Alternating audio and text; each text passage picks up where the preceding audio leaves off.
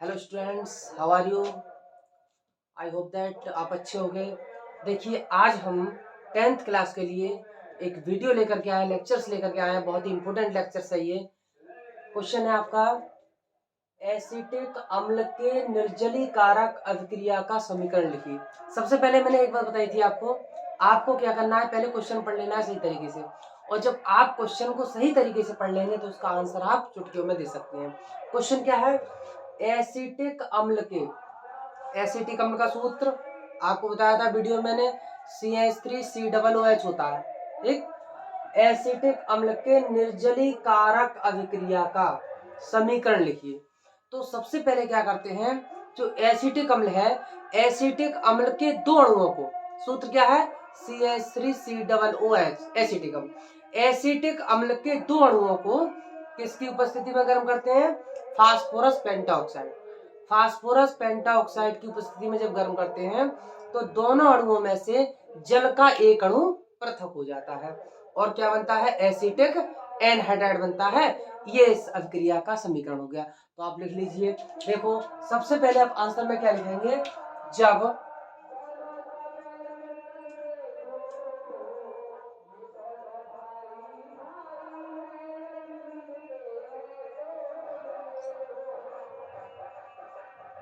जब एसिटिक अम्ल के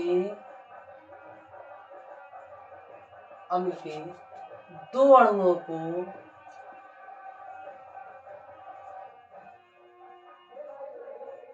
जब एसिटिक अम्ल के दो अणुओं को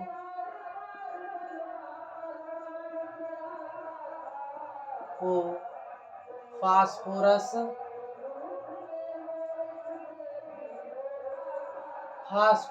पेंटाऑक्साइड की उपस्थिति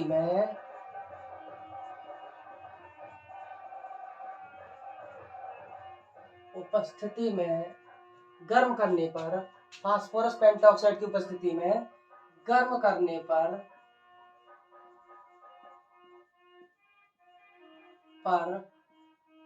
जल का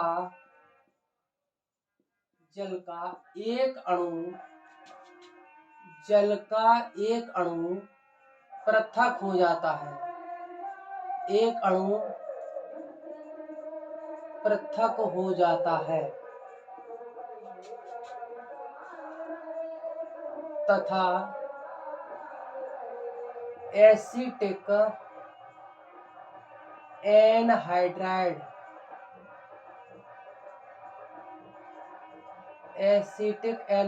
प्राप्त होता है।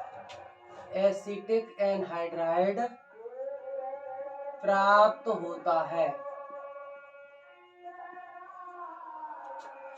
जब एसिटिक अम्ल के दो अणुओं को हम फास्फोरस पेंटाऑक्साइड की उपस्थिति में गर्म करते हैं तब क्या प्राप्त होता है?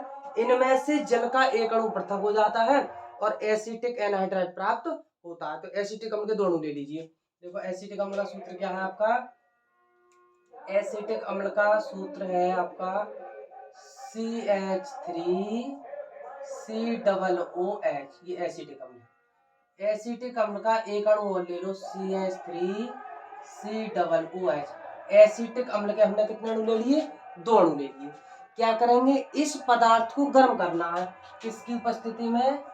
उपस्थिति है फास्फोरस P2O5, फास्फोरस पेंटाऑक्साइड की उपस्थिति में इसको गर्म करते हैं। तब क्या होता है? जल का एक अणु पृथक हो जाता है। अब जल का सूत्र आप जानते हो क्या होता है? H2O। तो यहां से देखो, H2 हो गया है। एक ऑक्सीजन का चाहिए, तो ऑक्सीजन का या तो यहाँ से निकाल लीजिए या ऑक्सीजन का एक यहाँ से निकाल लो। तो चलो, हम यहाँ से एक ऑक्सीजन का निकाल दे रहे हैं। तो OH यहाँ से ले लिया और H यहाँ से ले लिया। तो देखो, H और H, H2 हो गया और एक ऑक्सीजन का, तो क्या बन गया? जल, H2O। ये जल का एक अणु पृथक हो जाता है। बाकी क्या बचता है? एसिटिक एनहाइड्राइड बचता है। अब देखो, एसिटिक एनहाइड्राइड क्या है? देखो, सबसे पहले हमारा CH3CO और यहाँ क्या है? CH3CO। यहाँ तो यही बचा, CH3CO बचा है। और यहाँ बचा CH3COO है। अब इस ऑक्सीजन को कैसे लिखते हैं बताएंगे। सबसे पहले CH3CO, ये वाला लिख दिया CH3CO, ठीक। अब यहाँ क्या है नीचे CH3CO, तो यहाँ पे CH3 और आपका ये होगा CO, और एक ऑक्सीजन जो ये बचा इसको लिख दिया इस तरीके से, ठीक है। तो CH3CO और नीचे CH3CO, और एक ऑक्सीजन हमारा ये वाला बचा उसको लिख दिया हमने ऐसे। क्या प्राप्त हो गया, ये acetic anhydride, acetic anhydride, acetic anhydride. देखिए सबसे पहले क्या करते हैं कि एसिटिक अम्ल के दो अणुओं को फास्फोरस पेंटाऑक्साइड की उपस्थिति में गर्म करते हैं। जब ये गर्म होता है पदार्थ तो इसमें से निर्जलीकरण होता है, जल का एक अणु बाहर हो जाता है, पृथक हो जाता है, अलग हो जाता है। क्या बचता है, एसिटिक एनहाइड्राइड बचता है, और एसिटिक एनहाइड्राइड को हम इस तरीके से लिखते हैं। तो देखिए अब नवंबर चल रहा है, इसके बाद दिसंबर और जनवरी 2 महीने हैं। आप अपनी स्टडी कंटिन्यूअसली जारी रखिए, यहाँ घबराना नहीं है बिल्कुल। अगर पढ़ाई अभी से शुरू नहीं की है तो आगे क्या कर सकते हैं, अब से शुरू कर सकते हैं और एग्जाम में आप अच्छे अंक ला सकते हैं। तो सबसे पहले टॉपिक बाय टॉपिक जो हम डालते हैं वीडियो, इसमें आप देखेंगे कि किस वर्ष कौन सी चीज इंपोर्टेंट है, उसको नोट डाउन कर लीजिएगा, बेल आइकन प्रेस कीजिएगा, सब्सक्राइब कीजिएगा।